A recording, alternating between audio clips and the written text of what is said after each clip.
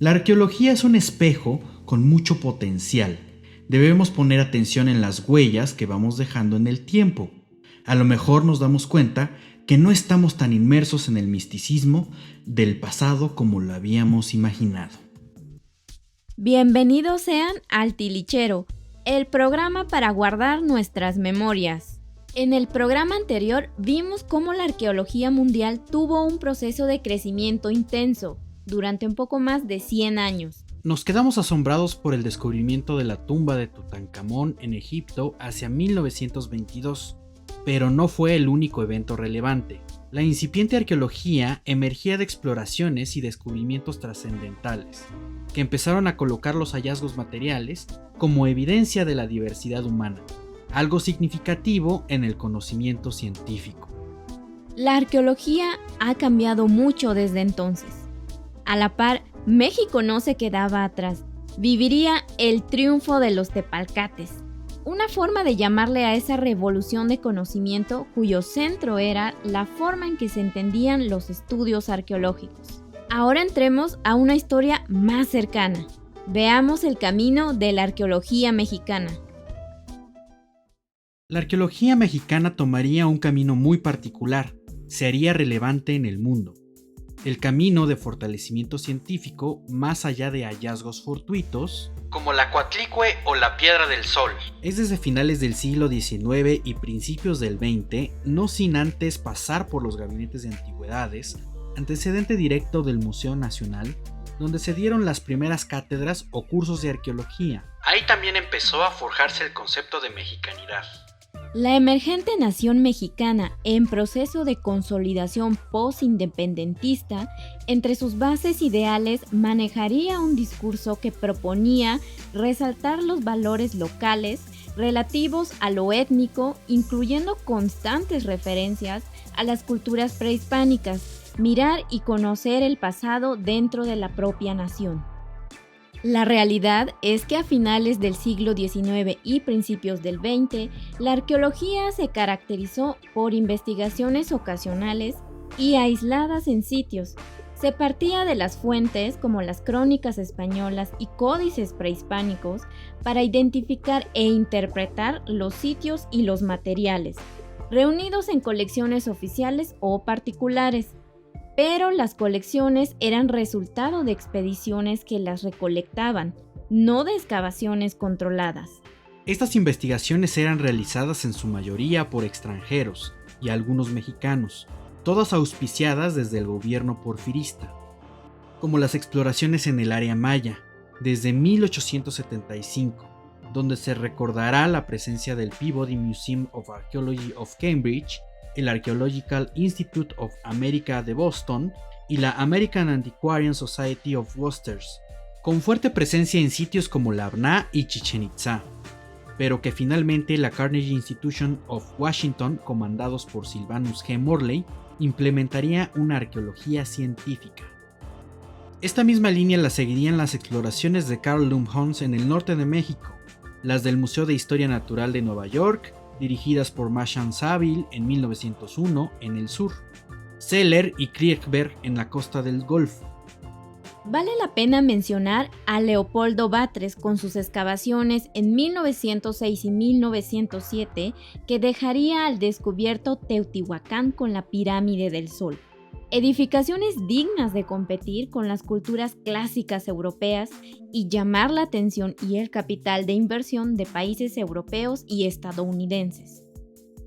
Además, se le otorgó el cargo federal de jefe de la recién creada Inspección y Conservación de Monumentos Arqueológicos desde 1885, para vigilar las áreas que tenían los principales nichos arqueológicos del país y evitar principalmente la salida de objetos al extranjero.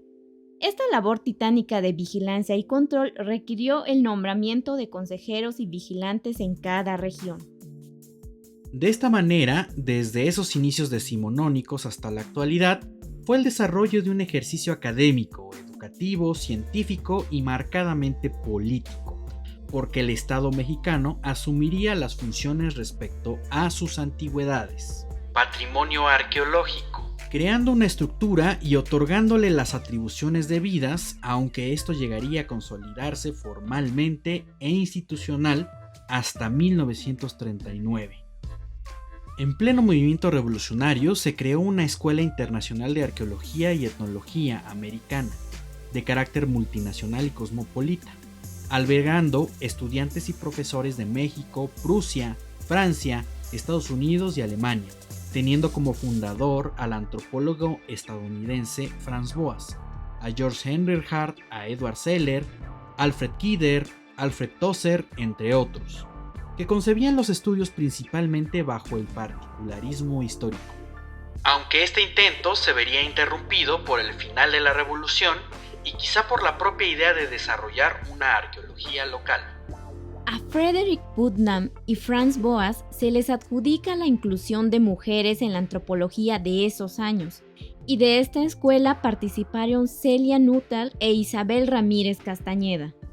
De Isabel Ramírez Castañeda tenemos un video especial, corran a conocerla después de este video. Aunque Manuel Gamio, alumno y director de esa escuela, sustentante de otros cargos públicos, sería la figura más mencionada.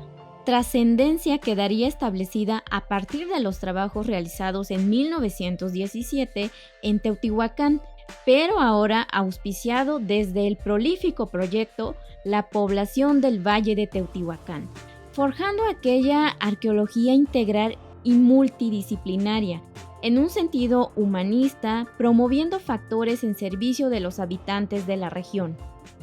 Aunque en esos turbulentos años revolucionarios, esas investigaciones se realizarían sin mayor injerencia del Estado. Eso sí, generó entusiasmo en una parte de la comunidad académica y hasta la fecha trasciende como un modelo de investigación arqueológico interdisciplinario y sistemático. Se fueron sumando pasos hacia la sistematización y renovación de instituciones encargadas del patrimonio, como el área de inspección y conservación de monumentos arqueológicos, que iría evolucionando hasta la consolidación de la fundación del Instituto Nacional de Antropología e Historia en 1939, manteniéndose vigente hasta la actualidad como única agencia responsable de la conservación, investigación y difusión del patrimonio arqueológico. Esto es considerado como el primer paso para desmarcarse del resto de la arqueología mundial. La ENA se fundaría por esos años, curiosamente un año antes que el INAH, aunque esta profesionalización tiene orígenes en el Departamento de Antropología de la Escuela de Ciencias Biológicas del Instituto Politécnico Nacional en 1936. Estos hechos fueron auspiciados bajo estas posibles consignas.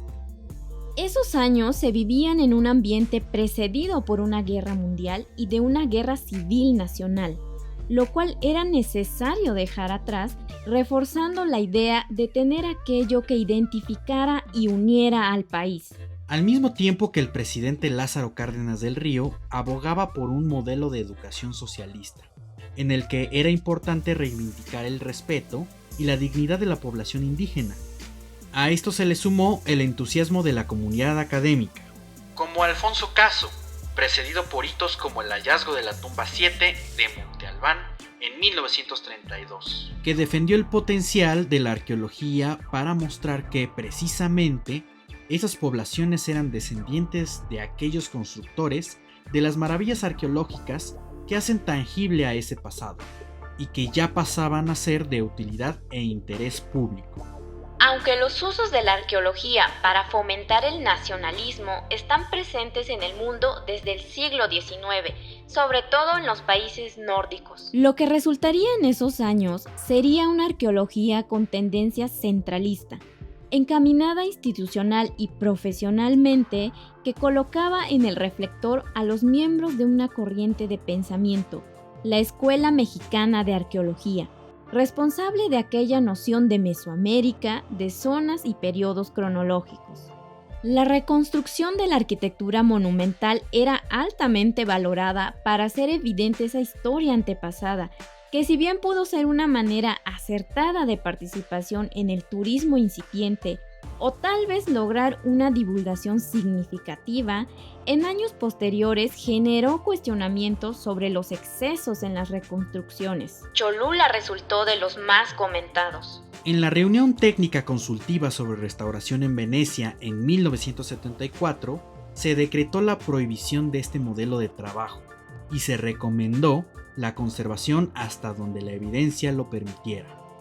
Destacan las exploraciones en sitios monumentales como Tula, Mitla, Monte Albán, Xochicalco, Cholula o Palenque, recordado con el hallazgo de la tumba del gobernante maya Pacal en 1952 por Alberto Ruz. La segunda mitad del siglo XX presentó un panorama más diversificado en la investigación científica en instituciones como la ENA, el INA, la UNAM y algunas universidades regionales como la Universidad Veracruzana y la Universidad Autónoma de Yucatán.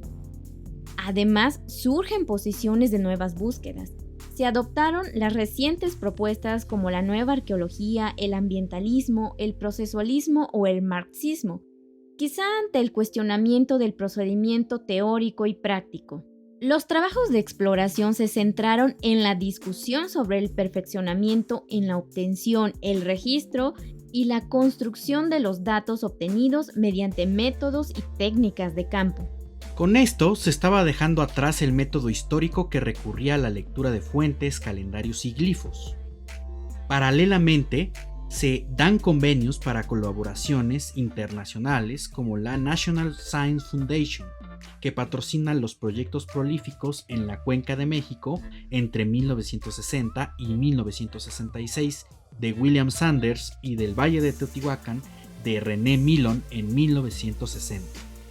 Este contexto vio la continuidad de una arqueología con exploraciones fuertemente centralizadas, cuyo desarrollo siempre fue enmarcado en los sexenios presidenciales y los respectivos proyectos arqueológicos coyunturales de alta rentabilidad turística. Por ejemplo, cuando se construyó el recinto en el bosque de Chapultepec para albergar el Museo Nacional de Antropología, cuya museografía e ideología lograrían el impacto internacional. Con la aprobación de la Ley Federal de Zonas y Monumentos Arqueológicos, Artísticos e Históricos, el 28 de abril de 1972, se consolida la imagen institucional, porque se otorga la facultad de regir el destino del patrimonio arqueológico al Estado mexicano, por medio del Instituto Nacional de Antropología e Historia. Este decreto se mantiene hasta la actualidad como ejemplo y modelo destacado de protección patrimonial cultural a nivel mundial. En el aspecto científico, la creación del CONACYT favoreció una imagen de respeto y reconocimiento hacia los científicos, incluidos científicos sociales, por parte de la clase política. En esos años, el proyecto Templo Mayor, que incluía la construcción de un museo con perspectiva similar a la del Museo Nacional de Antropología, y Teotihuacán serían el centro de atención. Hasta que los megaproyectos, 14 proyectos especiales de arqueología, anunciados desde la presidencia el 12 de octubre en 1992, se integraron en esta historia. Pero no solo se trataba del desempeño de exploraciones científicas con descubrimientos impresionantes, pues los monumentos explorados estaban destinados principalmente al turismo. Vemos que la arqueología mexicana es ese proceso de investigación que también señala en abstracto el valor de los bienes heredados socialmente y que debe incluirse en el ejercicio político y económico. En este sentido, las siguientes modificaciones a las políticas públicas, como la creación de la Secretaría de Cultura en 2015, reiteran la asunción del Estado como único responsable de los decretos respecto al patrimonio arqueológico mediante los organismos oficiales. No debemos olvidar que la gestión arqueológica en México ha estado ligada constantemente con la política, la identidad nacional y con una imagen pública muy particular. Podemos reconocer en la actualidad proyectos insignia, grandes elementos arqueológicos que son usados en el ideario colectivo y en la historia de México, pero con este recorrido algunas cosas hacen más sentido.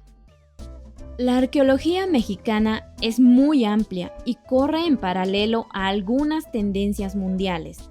Entendida como una disciplina de investigación, tiene líneas innovadoras a nivel internacional. Pero por el momento, aquí terminaremos este recorrido.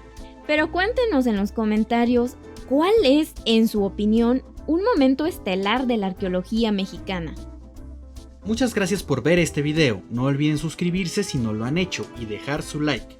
Nos interesa su opinión y los invitamos a que dejen aquí abajo sus comentarios. Si te gustó este video, compártelo con todos tus conocidos y recuerden, cultivamos memorias.